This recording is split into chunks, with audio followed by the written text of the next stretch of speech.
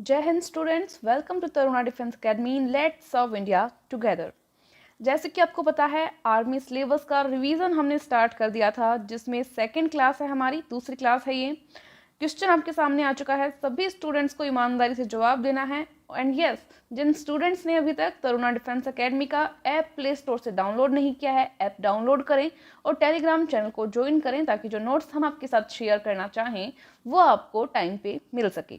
And yes, जो नए students हैं वो चैनल को सब्सक्राइब ज़रूर कर लें, ताकि नेक्स्ट क्लास का टाइम भी आपको पता चल जाए। चलिए जल्दी से जवाब देंगे ईमानदारी के साथ सभी स्टूडेंट्स। रिवीजन क्लास स्टार्ट हो चुकी है आपकी।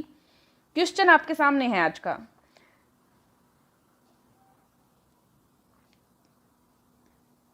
दाढ़ी बनाने के लिए उपयोग में आने वाला दर्पण कौन सा होता है? बताएंगे जल्दी से, जिसमें फेस थोड़ा उभर कर थोड़ा मोटा दिखता है। कौन सा दर्पण होता है बताइए वो? बिल्कुल बी ऑप्शन आपके सामने आ चुका है, यानी कि अवतल दर्पण, यानी कि कॉनकेव मिरर। ठीक है, नेक्स्ट क्वेश्चन पर चलते हैं। जल में वायु का बुलबुला निम्न की भांति व्यवहार करता है। पानी के अंदर जब अगर पानी का बुलबुला देखा जाए तो वो कौन से लेंस के या कौन से दर्पण की तरह काम करता है? बताएंगे। ऑप्शन आपके सामने है, अवतल लेंस, उत्तल लेंस, अवतल दर्पण या उत्तल दर्पण। जल्दी से बताएं। बिल्कुल ए ऑप्शन आपके सामने आ चुका है, वो कॉनकेव लेंस यानी अवतल लेंस की तरह व्यवहार करता है। ठीक है, ये कुछ फिक्स ही एग्जाम्पल हैं जो आपके एग्जाम में पूछे जाते हैं। इनको अगर आप अच्छे से लर्न कर लेंगे तो आंसर आपका राइट ही होगा। दूर दृष्टि दोष निवारण के लिए काम में लेते हैं। दूर दृष्टि दोष, इसका मतलब दूर की वस्तु तो साफ नजर आ रही है, लेकिन निकट की वस्तु साफ नजर नहीं आ रही, इसमें उल्टा होता है, तो ध्यान रख लेंगे इसको। तो दूर दृष्टि दोष के निवारण के लिए कौन सा लेंस काम में लेते हैं? देखो ए ऑप्शन आपके सामने आ चुका है, उत्तल लेंस यूज लिया जाता है। ठीक है, इसमें क्या होता है, इस तरह से मानो ये आपकी आंख है। ठीक है, यहाँ पे होता है रेटिना, जिस पे प्रतिबिंब बनता है। प्रतिबिंब किस पे बनता है? रेटिना पे बनता है। यहाँ पे होता है उत्तल लेंस। हमारी आंख के अंदर कौन सा लेंस होता है? उत्तल लेंस होता है। ठीक है, तो इसमें क्या होता है, जो किरणें होती हैं, यहाँ से मानो किरणें आ रही हैं और वो इस लेंस के अंदर आती हैं और फिर भी बहुत दूर तक चली जाती हैं। कहाँ चली जाती हैं? रेटिना को भी भेद कर और आगे चली जाती हैं, और इनका प्रतिबिंब जो है रेटिना पर नहीं बन पाता है। तब क्या करते हैं कि यहाँ पे एक और उत्तल लेंस लगाया जाता है। ये उत्तल लेंस क्या करता है? किरणों को इकट्ठा करने की ट्राई करता है। क्या करता है? किरणों को इकट्ठा करने की। देखो, मानो किरण आई तो ये लेंस भी इसको इकट्ठा करेगा, ये लेंस आगे वाला भी इकट्ठा करेगा और ये रेटिना तक पहुंची। ये लेंस ने भी इकट्ठा किया, इस लेंस ने भी किया, ये आगे तक पहुंची। ये मानो ये किरण ऐसे जाने वाली थी, आगे निकल जाती, लेकिन इस लेंस ने क्या किया? इसको इकट्ठा किया, एक जगह पे एकत्रित किया, ये रेटिना तक पहुंच गई। मैं यहाँ पे पूरा अच्छा चित्र लगा देती हूँ ताकि आपको यहाँ पे दिख पाए। अब यहाँ पे क्या बन जाएगा? प्रतिबिंब बन जाएगा। उत्तल लेंस क्या करता है? इकट्ठा करने का काम करता है किरणों को। तो उत्तल लेंस यहाँ पे क्या हो जाएगा? आपका राइट आंसर हो जाएगा। ठीक है, और निकट दृष्टि दोष पढ़ा था हमने। निकट दृष्टि दोष जिसमें दूर की वस्तु सही दिखाई नहीं दे रही थी, उल्टा होता है अपने नाम के अकॉर्डिंग, तो उसमें हमने कौन सा लेंस यूज किया था? उसने हमने ये वाला अवतल लेंस यूज किया था। ठीक है, कॉनकेव लेंस वहां पे हमने यूज किया था। किसमें किसमें यूज किया था? उसका नाम था निकट दृष्टि दोष। नाम क्या था? निकट दृष्टि दोष। कल वाली क्लास नहीं देखी किसी ने तो जरूर देखना। निकट दृष्टि दोष जिसके अंदर कौन सी? निकट की तो सही दिखाई देती है, निकट की तो सही दिखाई देती है वस्तु, और दूर की वस्तु सही दिखाई नहीं देती। ठीक है, इसका हमने उपयोग किया था इसमें अवतल लेंस का। कौन सा लेंस है ये? अवतल लेंस। समझ रहे हैं सभी साथी? समझ रहे हैं? अवतल लेंस का उपयोग किया था हमने निकट दृष्टि दोष, जिसमें निकट की तो सही दिखाई देती है, दूर की सही दिखाई नहीं देती। ये अपने नाम के अपोजिट होते हैं। और जो है कल की क्लास नहीं देखी, उसमें पूरा बताया हुआ है, कल वाला क्लास आप ले लेना। ठीक है, चलो चलते हैं हम हमारे नेक्स्ट क्वेश्चन पे। क्वेश्चन है आपके सामने साथियों, यहाँ पे आ गया, मैं इसको रेज कर देती हूँ। सभी साथी एक बार क्लास को शेयर कर देंगे जल्दी से, फटाफट।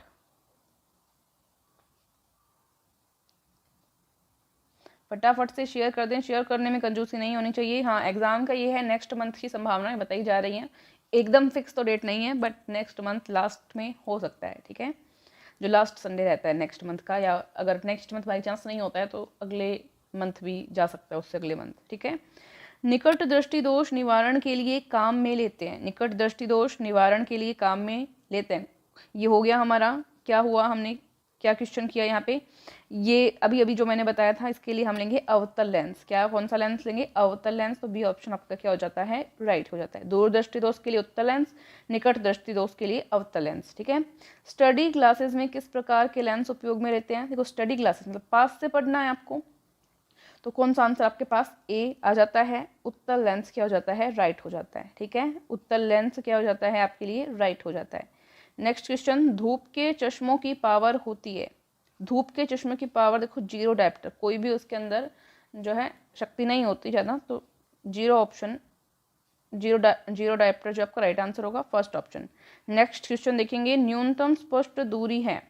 न्यूनतम स्पष्ट दूरी आप अपनी आंख के कितने पास लाकर जो है बिना कोई मुश्किल के किसी चीज़ को पढ़ पाते हैं, देख पाते हैं, वो होती है न्यूनतम स्पष्ट दूरी, जहाँ से आपको अच्छे से दिखाई दे सकता है, वो होती है 25 सेंटीमीटर। इससे कम अगर दूरी हम करते हैं तो सही से वस्तु को हम नहीं देख पाते हैं। ठीक है, तो ये आपका यहाँ पे राइट हो जाता है। नेक्स्ट क्वेश्चन साथियों देखेंगे हम, आंख में वस्तु का प्रतिबिंब बनता है, वेरी इंपॉर्टेंट, बताइए कहाँ बनता है, कॉर्निया पे, श्वेत पटल पे, आइरिस पे, रेटिना या दृष्टि पटल।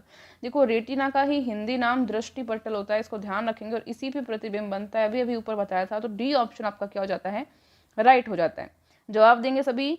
किसी वस्तु का रंग हमें उस रंग के कारण दिखाई देता है जिसे वह क्या करती है, अवशोषित करती है, अपरिवर्तित करती है, परावर्तित करती है, प्रकीर्णित करती है। परावर्तित करने का मतलब होता है कि उसको फेंक देना। मानो कोई चीज़ आप तक आई, बॉल आई, अपने बॉल को वापस फेंक दिया, उसका मतलब परावर्तित मान सकते हैं आप। एक एग्जाम्पल समझ लीजिए, अब वो नहीं पढ़ा कि आपने एक समतल सतह है, उस पर कोई किरण आती है इस दिशा में, वो वापस चली जाती है उसी कोण पर। ठीक है, और ये बीच में अभिलंब होता है, नॉर्मल होता है, ये परावर्तन की घटना होती है, तो परावर्तित करती है वो। ठीक है, सी ऑप्शन आपको क्या हो जाएगा, राइट हो जाएगा।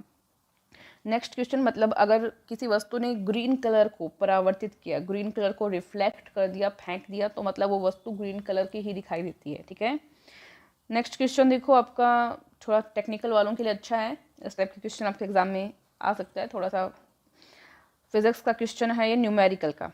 यदि 100 वाट का एक बल्ब 10 घंटे तक जलता है तो 5 रुपये प्रति यूनिट की दर से विद्युत खर्च होगा।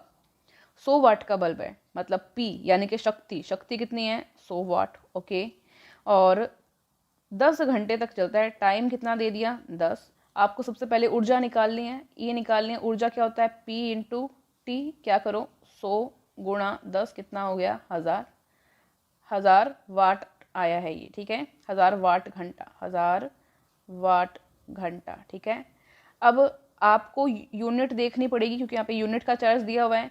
तो एक यूनिट जो होती है, एक यूनिट होती है 1 किलोवाट घंटा के बराबर, 1 किलोवाट घंटा के बराबर।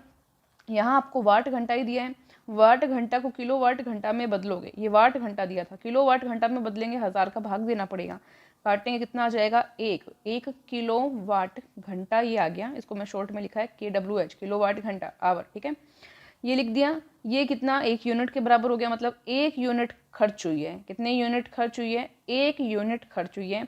1 यूनिट का रुपया कितना दिया है, 5 रुपये प्रति यूनिट लगता है, तो 1 को 5 से गुणा कर दिया, 5 रुपये लग गए। कितने रुपए लग गए, 5 रुपये लग गए।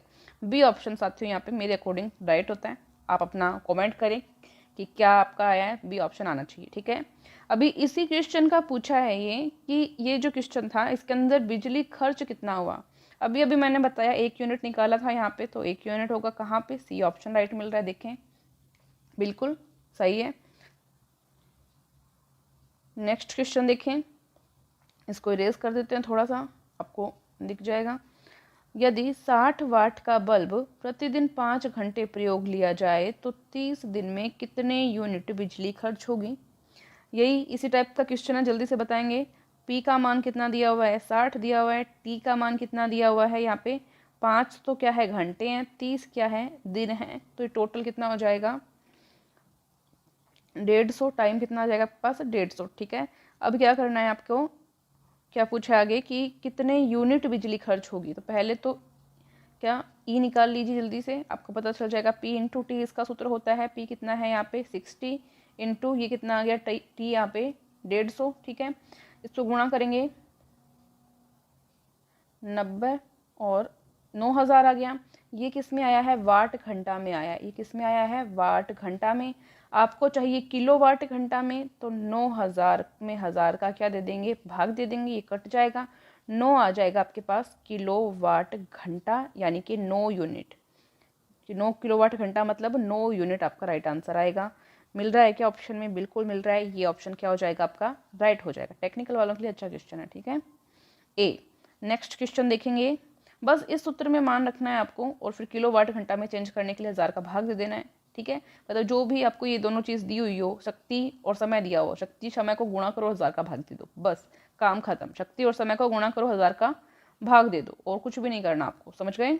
चलो नेक्स्ट क्वेश्चन करके बताओ। तो शक्ति दी है 100 वाट के एक बल्ब को 4 घंटे चालू रखा जाता है, समय दे दिया 4 घंटे, विद्युत ऊर्जा कितनी होगी, दोनों को गुणा करो। क्या बताया मैंने, दोनों को गुणा करो, 100 गुणा 4 बटे 1000, यही तो करना है।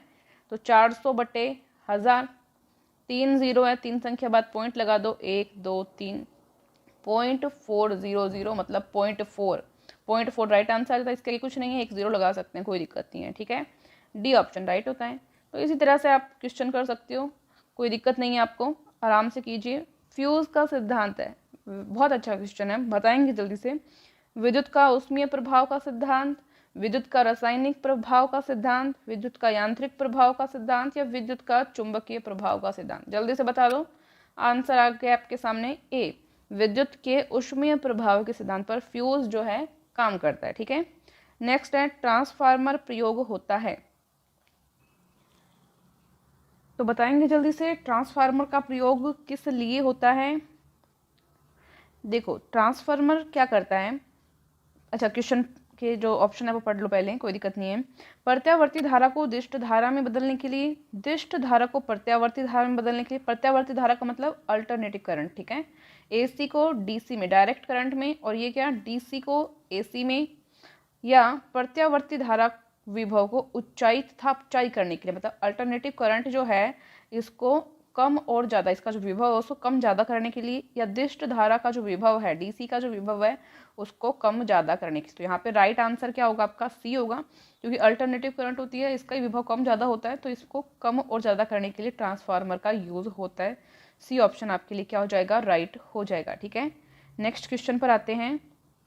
दो चालक तारों की लंबाइयाँ, चालक मतलब दो कंडक्टर वायर हैं, ठीक है, कंडक्टर जिनमें विद्युत का प्रवाह होता है, लंबाइयाँ, व्यास और प्रतिरोधकता सभी 1:2 के अनुपात में हैं। अगर पतले तार का प्रतिरोध 10 ओम है तो मोटे तार का प्रतिरोध क्या होगा, ठीक है।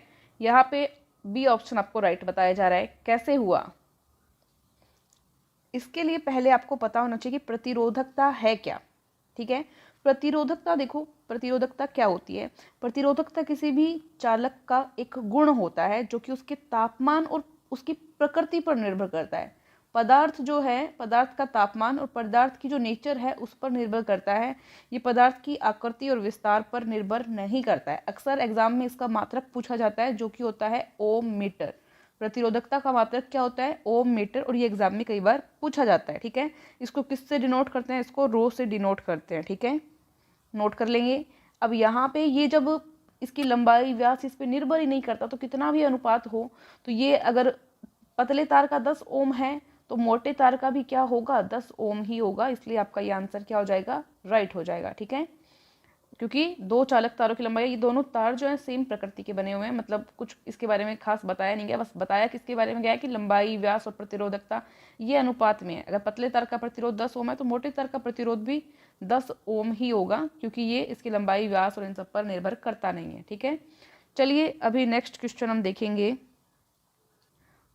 उससे पहले एक बात मैं आपको बता दूं कि अगर प्रतिरोध की बात की जाए, सिर्फ प्रतिरोध जिसको हम रेजिस्टेंस बोलते हैं और जिसका मात्रक ओम होता है, अगर इसकी बात की जाए तो ये लंबाई पर भी निर्भर करता है, ये आकार पर भी निर्भर करता है पदार्थ के, और ये जो है क्षेत्रफल पर भी निर्भर करता है पदार्थ के, जो वायर बना हुआ है उसके, ठीक है।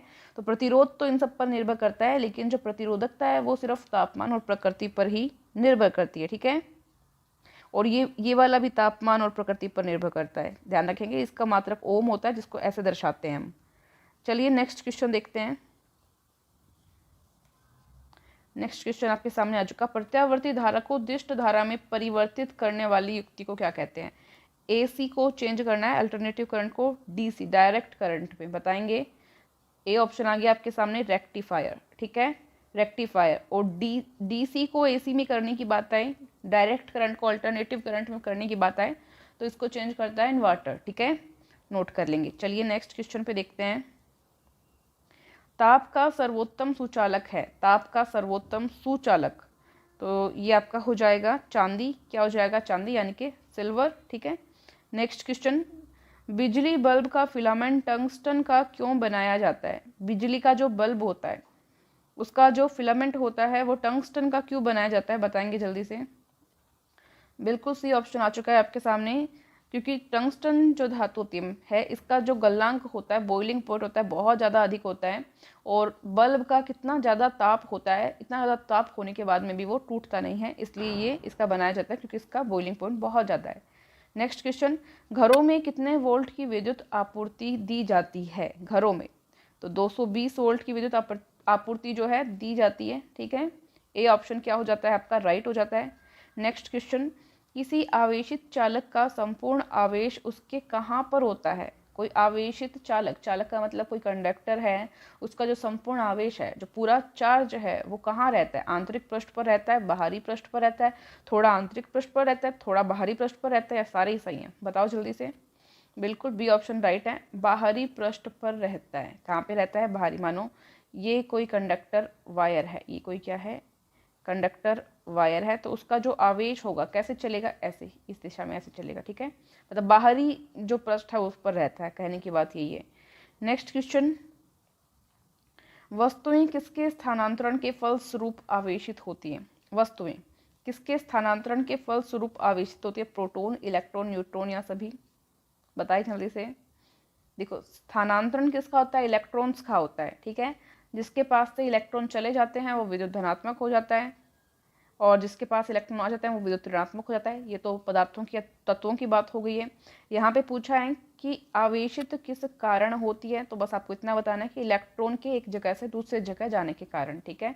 तो बी ऑप्शन आपका क्या हो जाता है? राइट हो जाता है। नेक्स्ट क्वेश्चन, अति चालकता प्रदर्शित करती है। अति चालकता, ए ऑप्शन राइट है, उच्च पारगम्यता को प्रदर्शित करती है, ठीक है, नोट कर लेंगे। नेक्स्ट क्वेश्चन, धातुएं विद्युत की चालक होती हैं, क्यों? क्यों, क्या होता है ऐसा? धातुओं में, मेटल्स में पाए जाते हैं फ्री इलेक्ट्रॉन। फ्री इलेक्ट्रॉन्स क्या करते हैं? विद्युत का चालन करते हैं, तो ये ऑटोमेटिक विद्युत की चालक हो जाती है। ये ऑप्शन आपका राइट होता है यहाँ पे। नेक्स्ट क्वेश्चन देखेंगे, दो वस्तु में विद्युत धारा के प्रवाह के लिए आवश्यक है। कोई दो वस्तुएं, मानो एक वस्तु ये है, एक वस्तु ये है, ए और ये बी। ए से बी के अंदर विद्युत धारा का प्रवाह कब हो सकता है? अगर इनका विभव जो है, इनकी वोल्टेज जो है वो असमान हो, एक साइड कम हो, एक साइड ज़्यादा हो, तब इसमें क्या विद्युत का प्रवाह हो सकता है, वरना नहीं होगा अगर विभव में अंतर नहीं होगा। ये मानो आप कि कोई क्या है, टैंक है, इसमें पानी भरा हुआ है, ठीक है, ये ए टैंक है, और ये मानो क्या है, टैंक बी है, इसमें पानी क्या है, कम है, और इसमें पानी क्या है, फुल है, ठीक है, बी टैंक में। अब मैं इसको यहाँ पे जोड़ दूँ, अब अगर इसमें पानी फुल है तब तक तो ये पानी भरता रहेगा, इसमें आ जाएगा, ठीक है, ज़्यादा वाले से कम वाले में आ जाएगा। लेकिन जब इनका बराबर हो जाए, मानो इतना इतना पूरा इतना इतना बराबर हो गया, पानी बराबर हो गया, मतलब विभव क्या हो गया, बराबर हो गया, मान लो, ठीक है, बराबर हो गया ना सरफेस। अब पानी का स्थानांतरण जो है नहीं होगा, पानी नहीं ट्रांसफर होगा। क्यों? क्योंकि विभव सेम हो गया, लेवल सेम हो गया।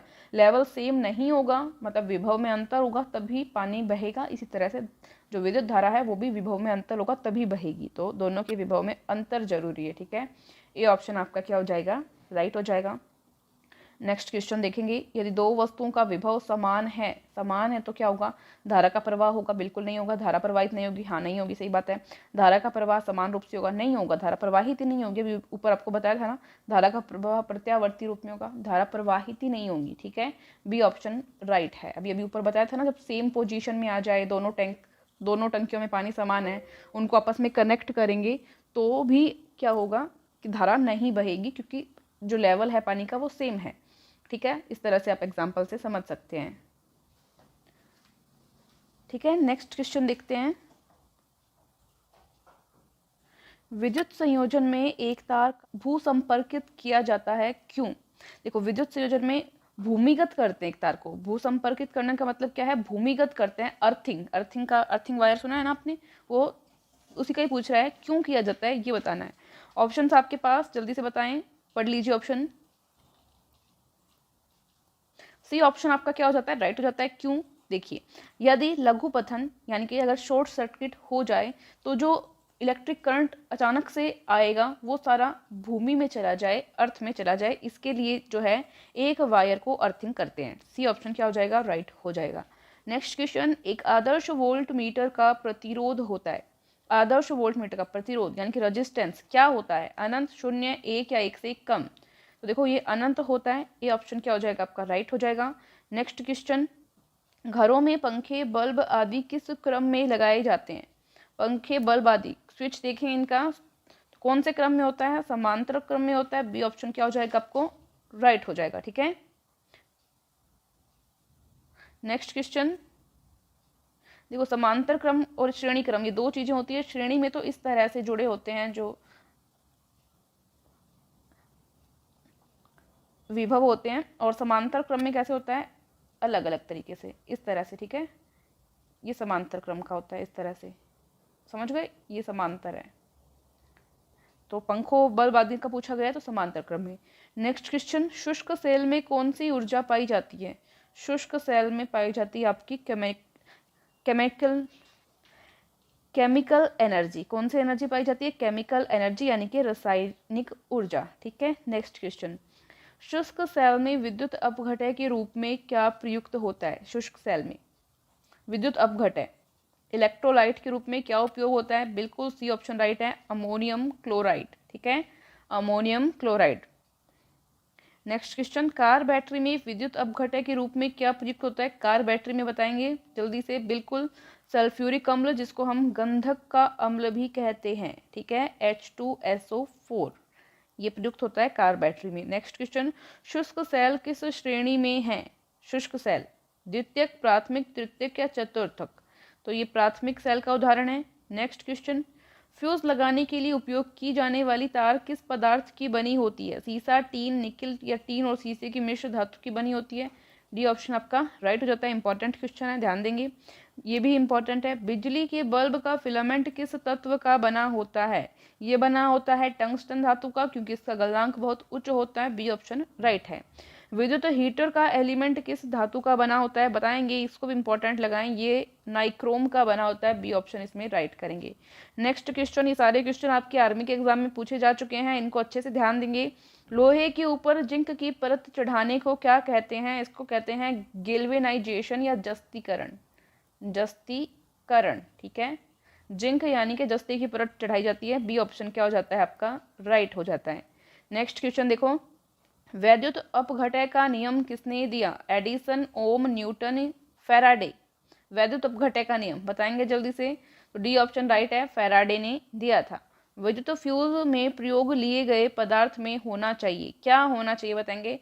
देखो ये क्वेश्चन बहुत सारी जगह गलत मिलता है, लेकिन एनसीईआरटी का हम राइट मानेंगे यहाँ पे, जो कि बोर्ड के द्वारा आयोजित पुस्तकें हैं, और वहां पे आपको ऑप्शन मिलता है उच्च प्रतिरोध एवं निम्न गलनांक। तो बी ऑप्शन आपका क्या हो जाता है, यहाँ पे राइट हो जाता है। नेक्स्ट क्वेश्चन हम देखते हैं, निम्न में से कौन अनुचुंबकीय है। निकिल, कोबाल्ट, क्रोमियम या आयरन। अनुचुंबकीय बताना है आपको, तो क्रोमियम यहाँ पे जिसको Cr से हम लिखते हैं अनुचुंबकीय है। निम्न में से कौन प्रतिचुंबकीय है। आयरन, निकिल, बिस्मिथ या कोबाल्ट। जल्दी से बता दीजिए, बिस्मिथ यहाँ पे प्रतिचुंबकीय है।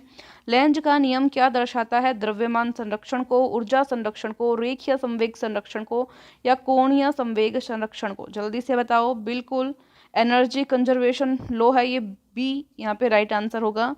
विद्युत मोटर किस सिद्धांत पर कार्य करता है, जल्दी से बताओ, बहुत ही इंपॉर्टेंट क्वेश्चन है ये दोनों ही, बताएं जल्दी से। तो विद्युत मोटर जो है फैराडे के नियम पर काम करता है।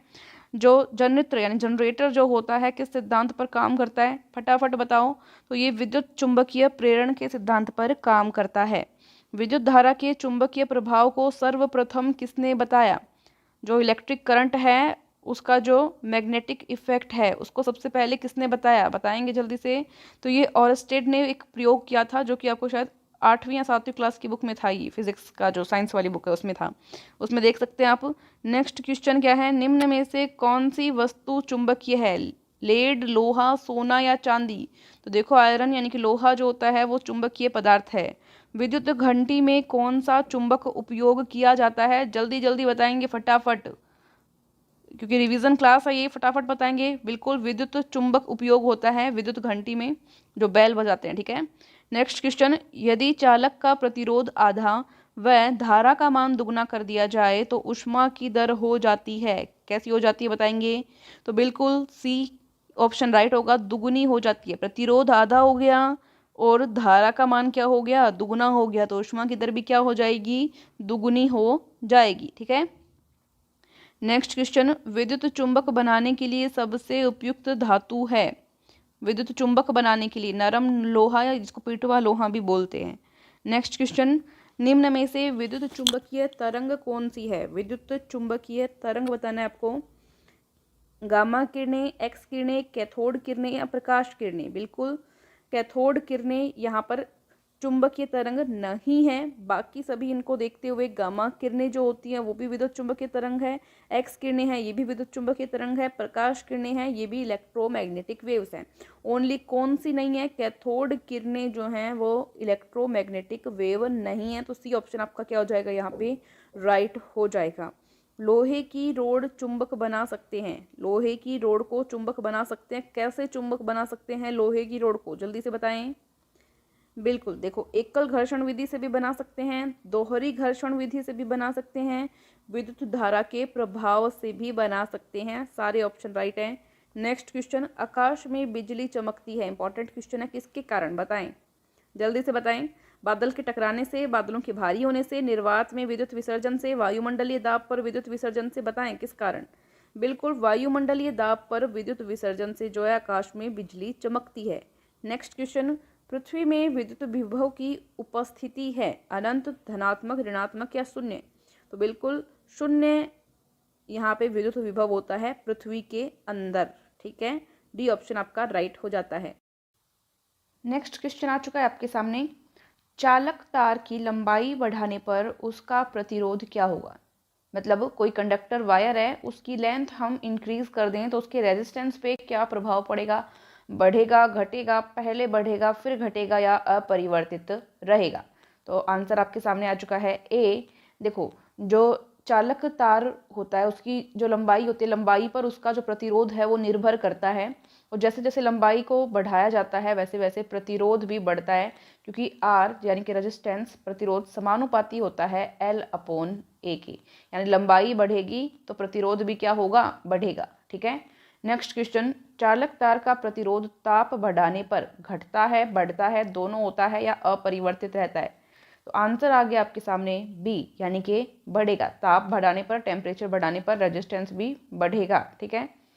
गैल्वेनोमीटर का उपयोग होता है धारा की उपस्थिति को मापने में, धारा के बहने की दिशा को मापने में, कम परिमाण की धारा को मापने में या उपयुक्त सभी। गैल्वेनोमीटर आपने देखा होगा 10th 11th क्लास में, जी लिखा हुआ एक इस टाइप का उपकरण होता है आपके सामने, तो वही गैल्वेनोमीटर होता है। क्या काम आता है वो आपको बताना है। तो देखो धारा की बहने की दिशा भी बता देता है, और इलेक्ट्रिक करंट प्रेजेंट है या नहीं वो भी बता देता है, और कम परिमाण की जो इलेक्ट्रिसिटी है उसको भी बता देता है। तो उपयुक्त सभी, डी ऑप्शन यहाँ पे क्या हो जाएगा, राइट हो जाएगा, ठीक है।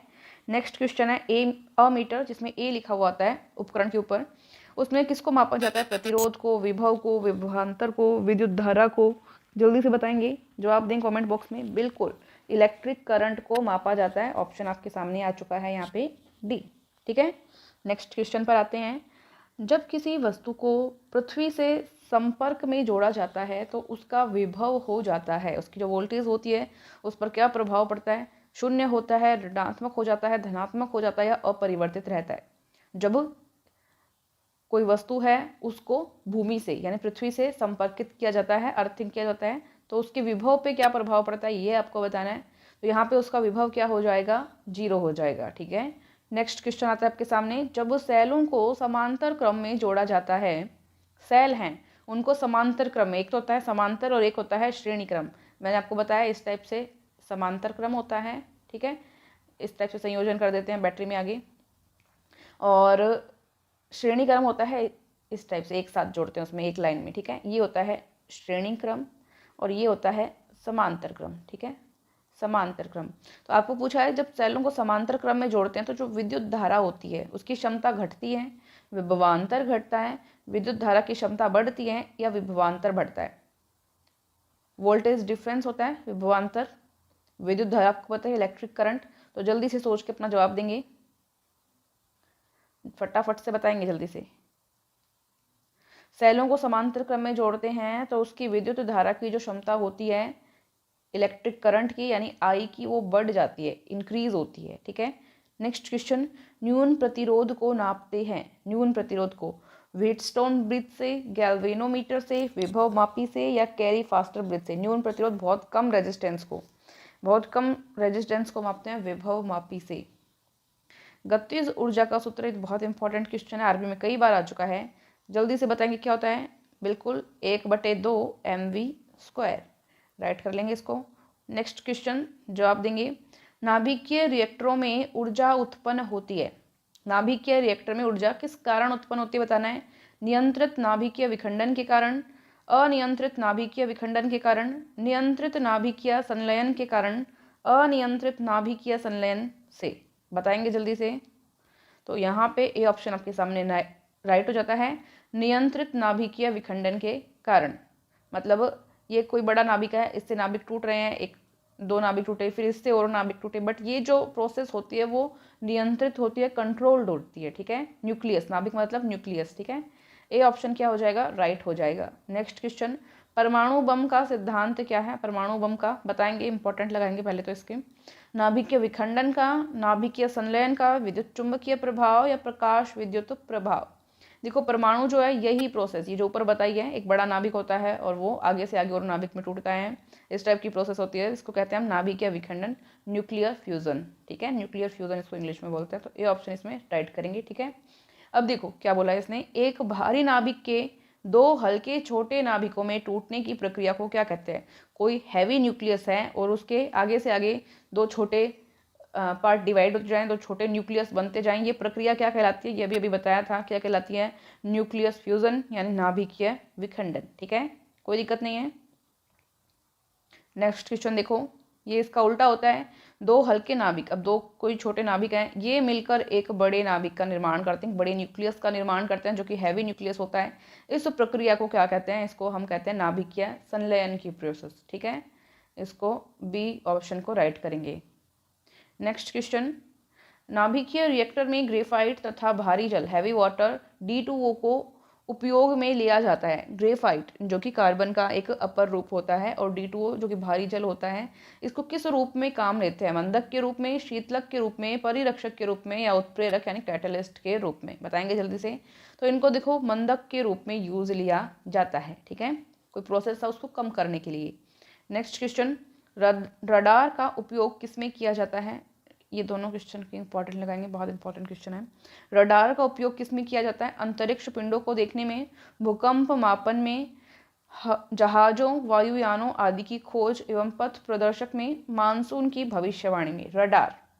रडार मैंने आपको ध्वनि वाला जो चैप्टर था उस टॉपिक वाइज चैप्टर उसमें करवाया हुआ है, आप देख सकते हैं चैप्टर को।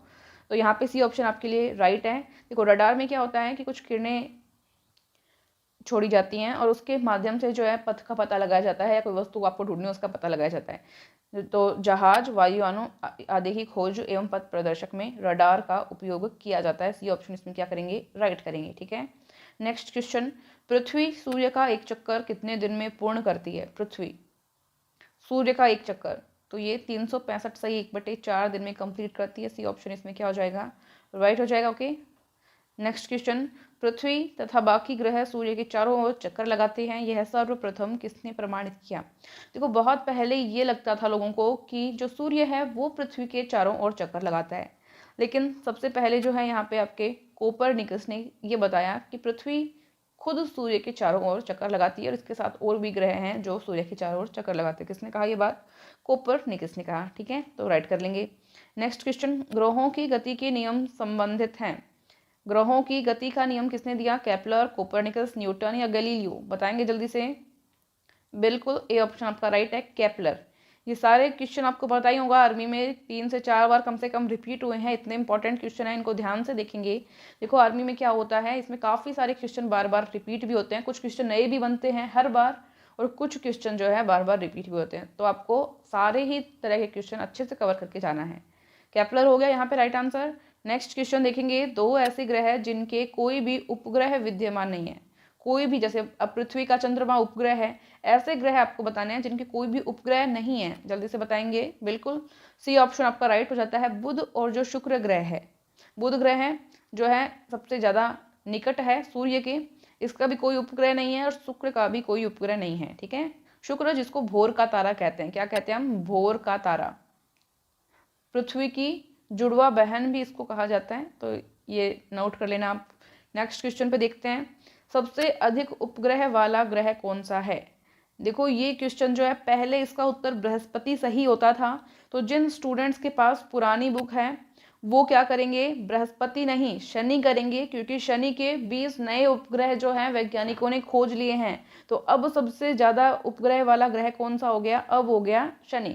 तो अब अपनी बुक में क्या है, शनि आंसर है। और पहले जो है, जब तक ये नए 20 उपग्रह नहीं मिले थे शनि के, तब तक उससे पहले कौन था सबसे ज़्यादा उपग्रह वाला ग्रह, पहले बृहस्पति था। तो ये डाटा पुराना है, अगर जिन स्टूडेंट्स के साथ पास में पुरानी बुक है तो वो इसको सही करेंगे।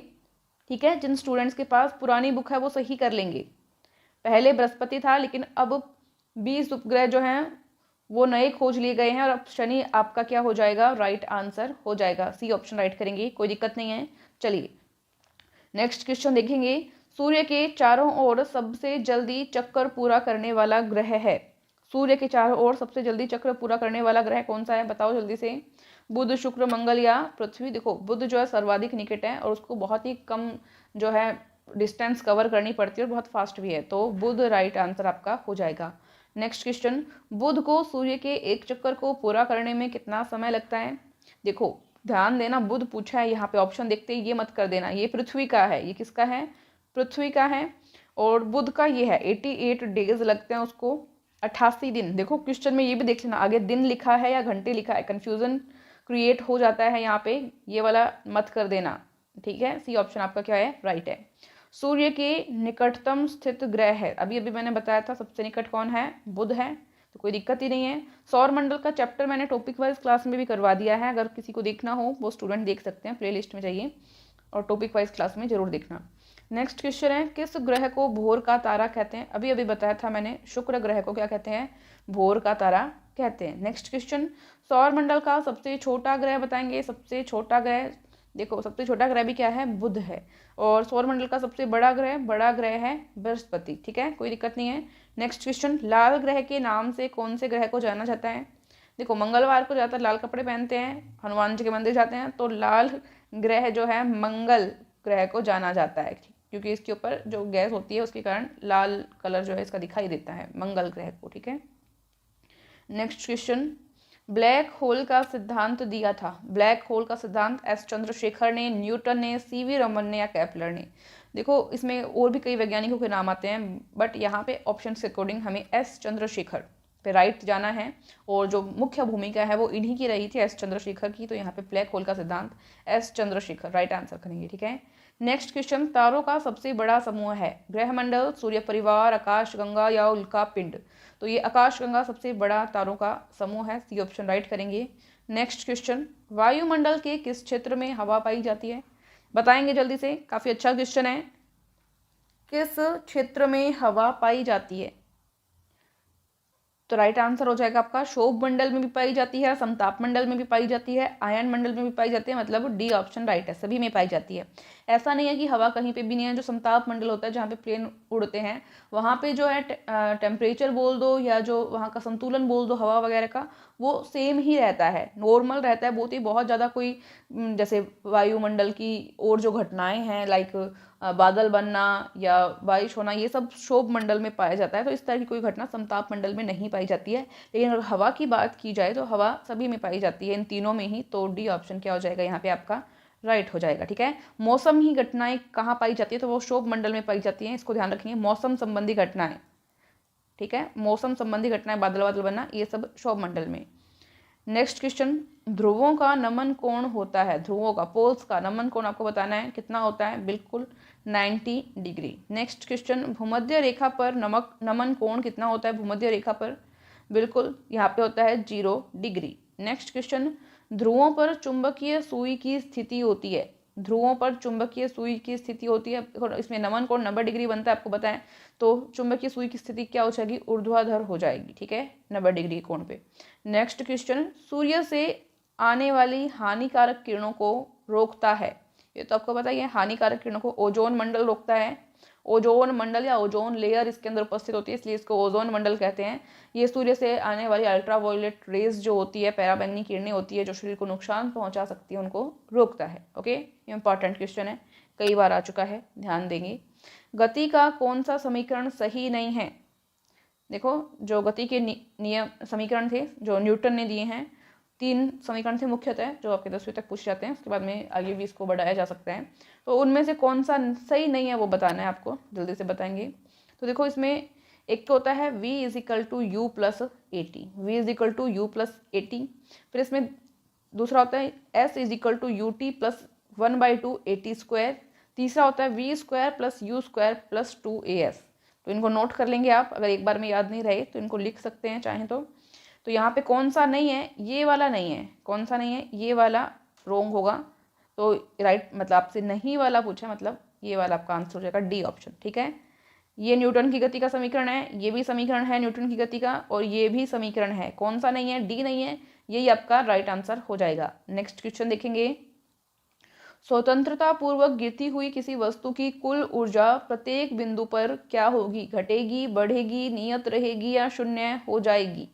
स्वतंत्रता पूर्वक फ्रीली कोई वस्तु गिर रही है तो उसकी ऊर्जा उसके हर बिंदु पर क्या होगी बताएंगे जल्दी से, वो कांस्टेंट रहेगी, नियत रहेगी, ठीक है।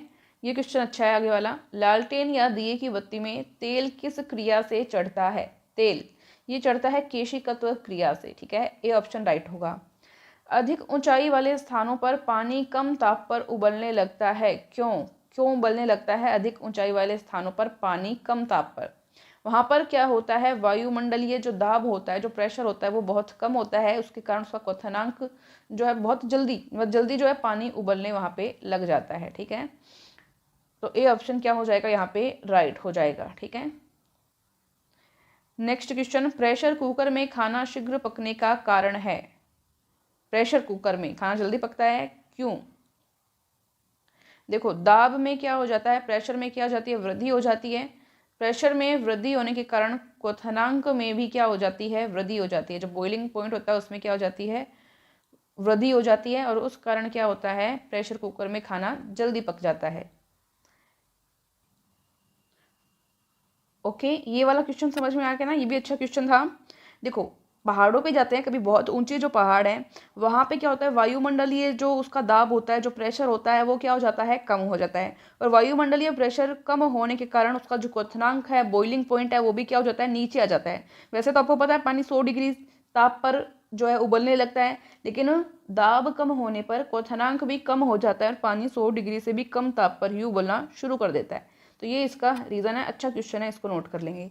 नेक्स्ट क्वेश्चन देखते हैं, स्थितिज ऊर्जा का सूत्र क्या है, स्थितिज ऊर्जा का सूत्र आपको बताना है, बताएंगे जल्दी से, ऑप्शन आपके सामने दिए हुए हैं, बिल्कुल सी ऑप्शन आपका क्या हो जाएगा, राइट हो जाएगा, mgh, ठीक है। तो ये काफ़ी अच्छे क्वेश्चन रहे थे जो आपके पीछे के एग्जाम्स में पूछे जा चुके हैं और आगे आने वाले एग्जाम की दृष्टि से बहुत ही ज़्यादा इंपॉर्टेंट है। एक बार फिर से मैं कहती हूँ, जिन स्टूडेंट्स ने क्लास शेयर नहीं किया वो शेयर लाइक ज़रूर करें ताकि आपका सपोर्ट हमारे साथ बना रहे। एंड यस, जो नए स्टूडेंट्स हैं चैनल को सब्सक्राइब करें, टेलीग्राम ग्रुप को ज्वाइन करें और तरुणा डिफेंस अकेडमी का ऐप प्ले स्टोर से डाउनलोड करें। डिस्क्रिप्शन में भी लिंक दिया हुआ है, वहाँ से भी डाउनलोड कर सकते हैं, या व्हाट्सएप पे कुछ मैसेज लिखें आप, आपके पास सभी लिंक आ जाएगी। थैंक यू सो मच, जय हिंद, जय भारत।